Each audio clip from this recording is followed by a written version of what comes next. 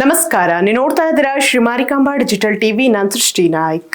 ಉತ್ತರ ಕನ್ನಡ ಜಿಲ್ಲೆಯ ಕರಾವಳಿ ಭಾಗದಲ್ಲಿ ವರುಣಾರ್ಭಟ ಮುಂದುವರೆದಿದೆ.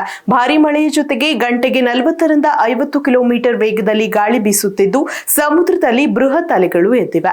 ಪರಿಣಾಮ ಅಂಕೋಲಾ ತಾಲೂಕಿನ ಹಾರವಾಡದಲ್ಲಿ ಭೀಕರ ಕಡಲಕೊರೆತ ಉಂಟಾಗಿ ಮನೆಗಳೇ ಸಮುದ್ರ ಪಾಲಾಗಿವೆ.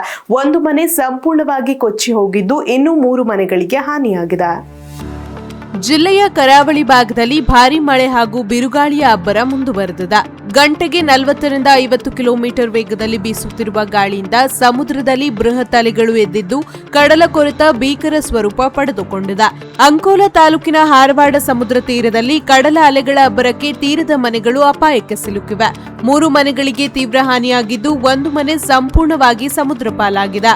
ಸಮುದ್ರ ಮತ್ತಷ್ಟು ಮುನ್ನುಗ್ಗುತ್ತಿರುವ ಹಿನ್ನೆಲೆಯಲ್ಲಿ ಕಡಲ ತೀರದ ನಿವಾಸಿಗಳನ್ನು ಮುನ್ನೆಚ್ಚರಿಕಾ ಕ್ರಮವಾಗಿ ಸುರಕ್ಷಿತ ಸ್ಥಳಗಳಿಗೆ ಸ್ಥಳಾಂತರಿಸಲಾಗಿದೆ. ಕರಾವಳಿ ಭಾಗದಲ್ಲಿ ಆತಂಕದ ವಾತಾವರಣ ನಿರ್ಮಾಣವಾಗಿದ್ದು ಕಡಲಂಚಿನ ನಿವಾಸಿಗಳು ತಮ್ಮ ಮನೆಗಳನ್ನು ಕಳೆದುಕೊಳ್ಳುವ ಭೀತಿಯಲ್ಲಿ ದಿನ ಕಳೆಯುತ್ತಿದ್ದಾರೆ. ಸ್ಥಳೀಯ ಆಡಳಿತ ಪರಿಸ್ಥಿತಿಯ ಮೇಲೆ ನಿಗಾ ವಹಿಸಿದ್ದು ಅಗತ್ಯ ಮುನ್ನೆಚ್ಚರಿಕಾ ಕ್ರಮಗಳನ್ನು ಕೈಗೊಂಡಿದೆ.